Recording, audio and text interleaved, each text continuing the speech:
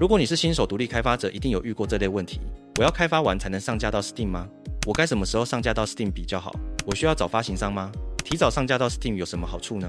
大家好，我是技术人员 Ron。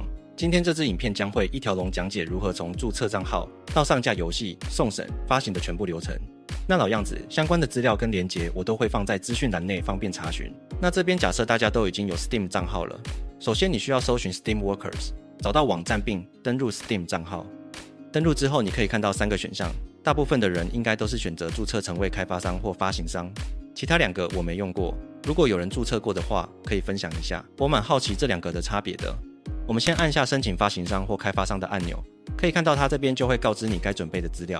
简单来讲就是4大类而已，基本身份证明资料、付款资讯、税务资料，还有付钱，就这样而已。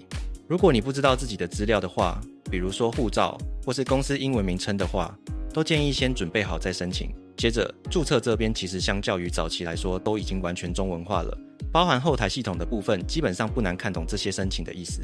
所以接下来这边会针对比较常有疑虑的部分来说明。首先最重要的是法定英文名称跟公司形式。如果你是个人就比较简单好处理，名称可以填护照上的英文名，公司形态可以填 individual 或 sole proprietor。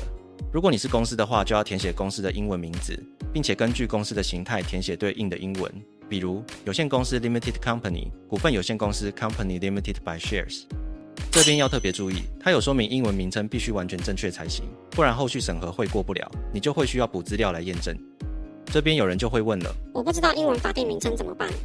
如果是个人的话，建议去申请护照，你就会有法定名称了，到时候要提供身份证明文件时也有文件。如果是公司的话，可以到出进口厂商登记系统这边去申请英文名字。这个如果你是公司的话，应该知道怎么申请才对，这边就不展开来说明了。接着回到申请的表格，底下这边就是地址资讯，这边最好填写永久地址。以台湾来说的话，通常是填户籍地址或是公司的地址。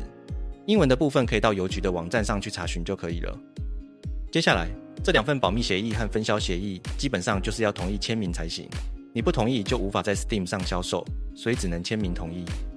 签完名之后就是要付款购买一个上架的名额，费用是$100，等到你游戏销售超过$1000之后才会退还，这笔是必要的费用。但这个好处是上架费一款游戏就是$100的费用，不像 iOS 还要每年缴$100的会员费用。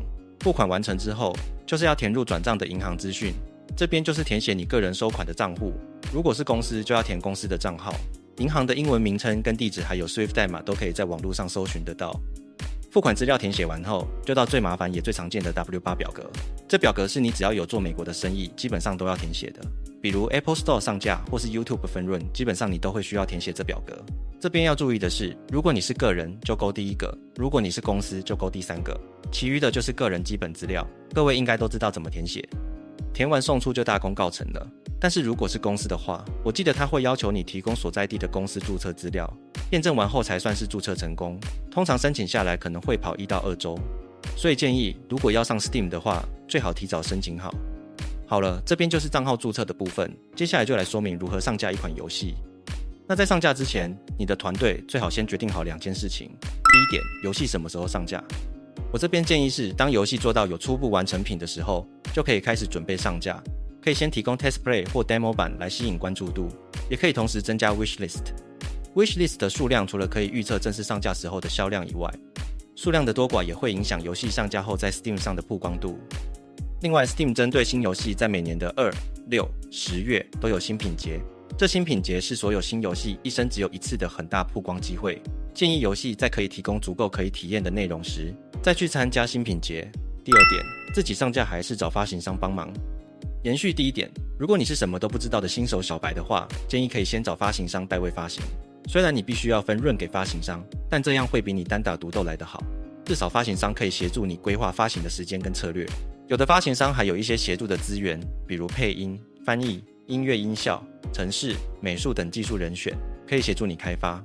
但如果你是有足够名气跟经验的开发者的话，也可以考虑自己发行游戏。上述2点决定好的话，就可以来新增游戏了。首先注册完账号后，可以进到主控台，点选这个，你就可以新增你的游戏。这边名称记得取你们团队决定好的名称，虽然这名称发行前都还可以改，但是一旦送出审核通过之后，你们如果还想再改的话，就必须要写信请客服人员帮忙修改了。接着创建好之后，你就可以到产品的页面查看，这边就是我刚刚创建的游戏名称跟内容。Steam 上架前的准备拆分为2个部分，一个是游戏的组件内容，一个是游戏的商店页面。Steam 后台这边很贴心，都帮你准备好清单，你可以点击对应的名称，就可以到对应的页面去填写资料了。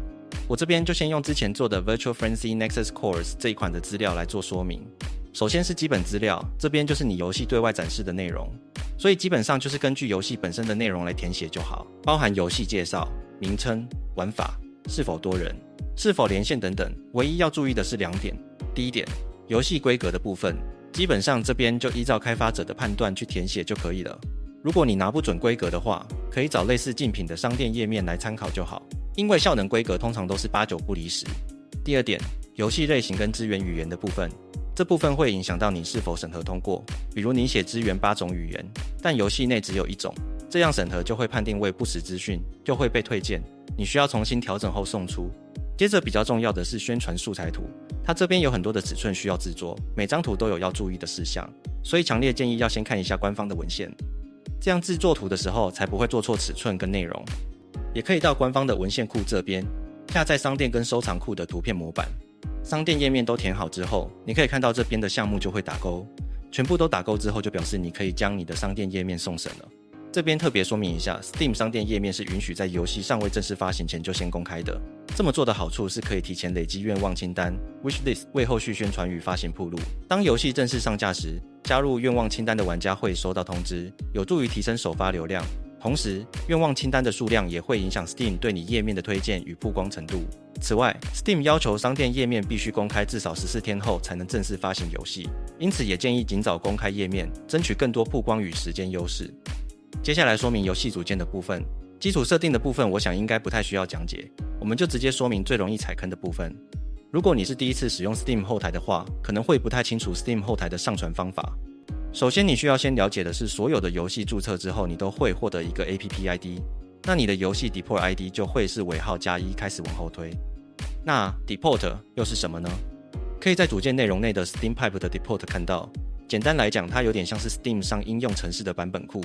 你每次上传版本时，都可以把版本传到不同的 Deport 上，比如 Windows 版跟 macOS 版本。